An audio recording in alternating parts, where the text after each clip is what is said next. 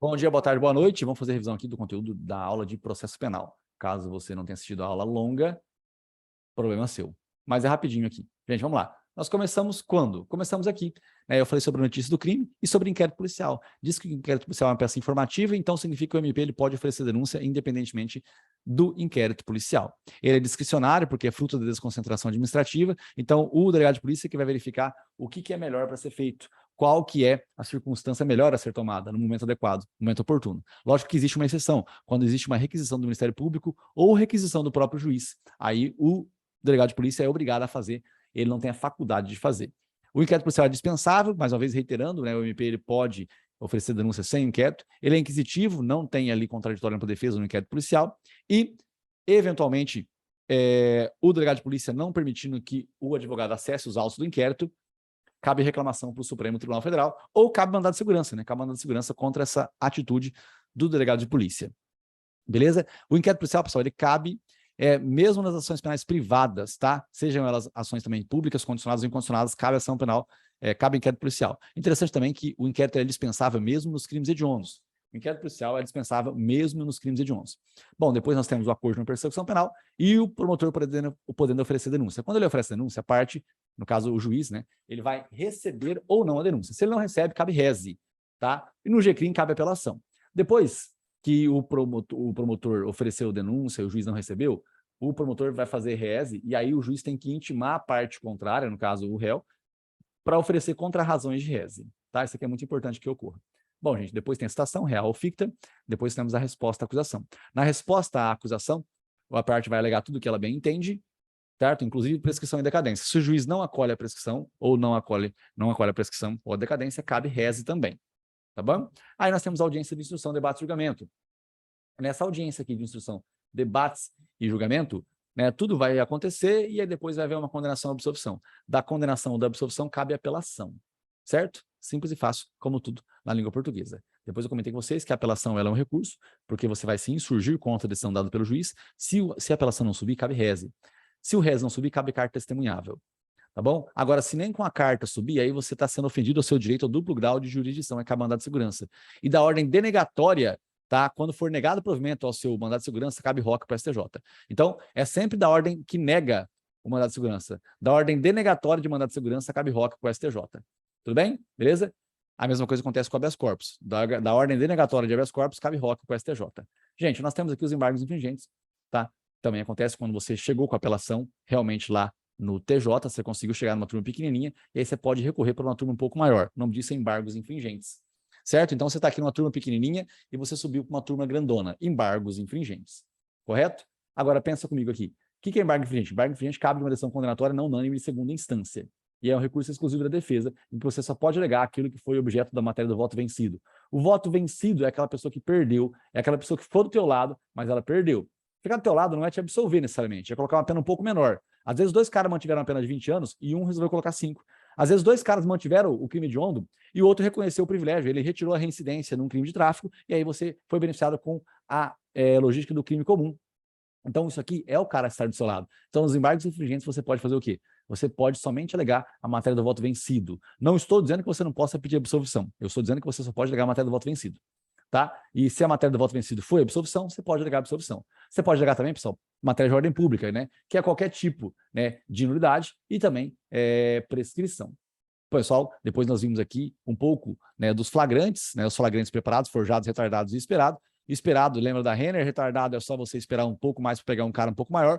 Forjado, lembra que um policial jogou um pouco de droga no seu carro para te ferrar a sua vida. E o preparado, imagina você criando uma situação em que um cara que era ex-traficante, ele volta a praticar um crime. Aí você fala preso em flagrante. Essas situações aqui são todas situações ilegais. Essas duas aqui. As duas de baixo são legais. Gente, eu comentei com vocês que da prisão em flagrante cabe o quê? Cabe a audiência de custódia de 24 horas para verificar se o flagrante foi realizado de maneira legal ou ilegal. Uma das ilegalidades do flagrante é o réu não ser informado de quem são os condutores, ou dele não ter tido a oportunidade de comunicar ao juiz imediatamente, ao Ministério Público, ou a pessoa por ele indicada. Então, essas situações tornam ilegal o flagrante e deve ser relaxado. Agora, se o flagrante for legal, o que é que vai acontecer? O juiz olha para o caso antes de determinar a prisão e fala o seguinte, é um crime afiançável, o cara furtou uma galinha ou o cara matou alguém, mas o homicídio é um crime afiançável, vou conceder a fiança. Ou é um caso de excludente de estúdio. Ele matou, mas foi em legítima defesa. Ou é um caso em que a pena máxima é de até 4 anos. Então não faz sentido manter o cara preso. O cara praticou um crime de receptação, cuja pena é de 4 anos. Para que eu vou manter o cara preso se depois de todo o longo do processo ele vai ser condenado e no máximo que ele vai pegar regime aberto? Tá bom? Então tudo isso aqui é feito antes da determinação da prisão. Porque depois que se determinou a prisão, aí o cara vai sofrer o quê? Vai ter o benefício, vai ter a oportunidade de fazer um pedido de revogação da prisão preventiva ou revogação da prisão temporária. Tá bom? Beleza? Simples e fácil. Aqui eu comentei, né, sobre os requisitos para o juiz determinar a prisão preventiva. Garantia da ordem econômica, ordem pública, instrução criminal, aplicação da lei penal. Tá? Ordem pública, clamor público não é requisito da prisão preventiva. Isso aqui é muito importante. Clamor público não é requisito da prisão preventiva. Tá? Mero medo da testemunha também não. E o fato do réu ser estrangeiro também não significa que ele vai fugir.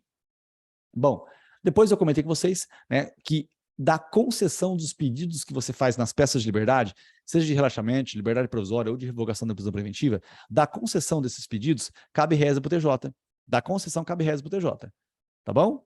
Então, o juiz deu para você a liberdade, o MP ou a acusação faz reza para o TJ. O juiz não deu a liberdade que você pediu, ele é a autoridade coatora? Então cabe HC no TJ, consequentemente, né, se você perder, cabe ROC para o STJ. Então, negou provimento ao HC, cabe ROC para o STJ. Aí nós temos também o quê? Hospital, militar e delegado. Nessas situações aqui, você está sofrendo uma prisão privada, né? Ou um militar que te prendeu, mas era um militar incompetente. Gente, em regra, a prisão do militar não cabe habeas corpus, tá? Em regra, a prisão do militar, a prisão do pracinha, por exemplo, não cabe habeas corpus. Eu estou dizendo aqui que seria uma prisão ilegal, seria um militar, né, que estaria sendo preso por um outro tipo de departamento que não fosse aquele competente para mandá-lo para a cadeia. Ou o delegado de polícia, ele não arbitra fiança num crime de até 4 anos. Até 4 anos, o delegado pode arbitrar fiança. Por isso que furto de galinha não dá fiança, porque furto de galinha é furto de semovente, e semovente tem apenas 2 a 5 anos. Então, não dá fiança aqui. Tá? Mas, em todo caso, você pode fazer HC para o juiz, e se você perder o HC, ou se você ganhar o HC no juiz, cabe reza para o TJ. Depois, pessoal, nós vimos aqui, mais uma vez, no tempo do processo, como se fosse a primeira fase do júri. Sendo a primeira fase do júri, ele termina com PAD. O PAD, né, em consoantes você tem reze, em vogais você tem apelação. O PAD é pronúncia, manda para a segunda fase, desclassificação também manda para a segunda fase, desclassificando de qualificado para simples ou de simples para qualificado, mandou para a segunda fase. Ou a desclassificação manda para a vara criminal, desclassificando de doloso para culposo. Tudo isso aqui é antes de chegar na segunda fase.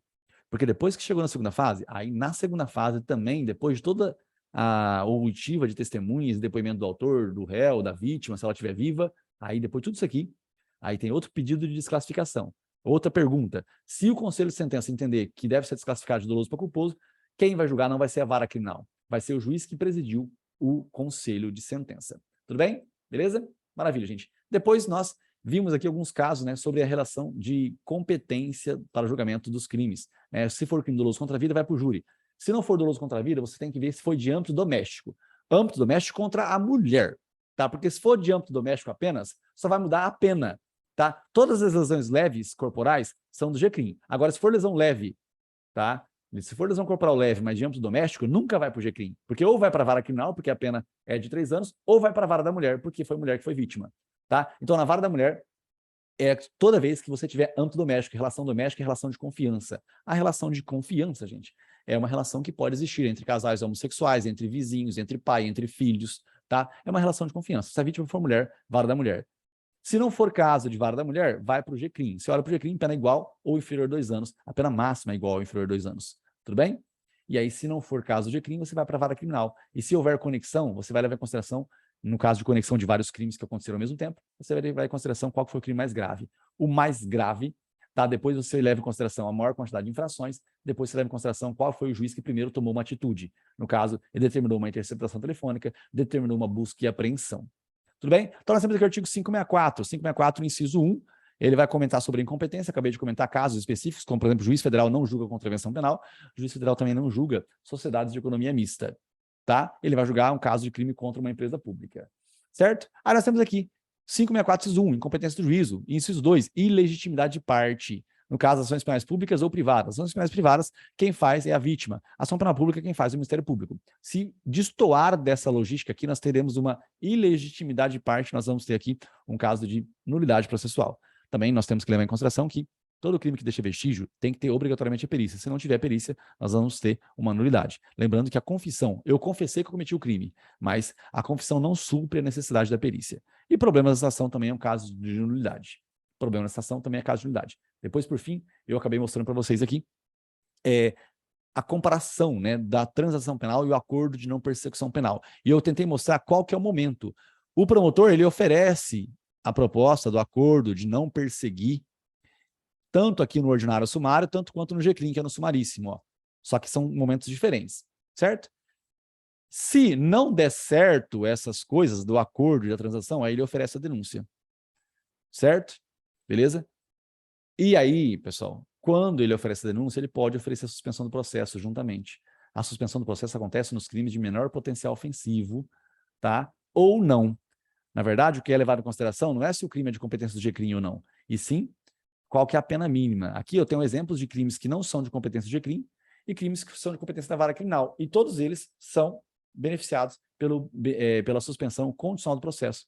Uma coisa que eu não falei, eu vou falar agora, nesse finalzinho aqui. A suspensão condicional do processo, tá? A transação penal e o acordo de não persecução penal, todas essas coisas, o réu pode ter esse benefício aqui, se ele não tiver tido esse mesmo benefício nos últimos 5 anos.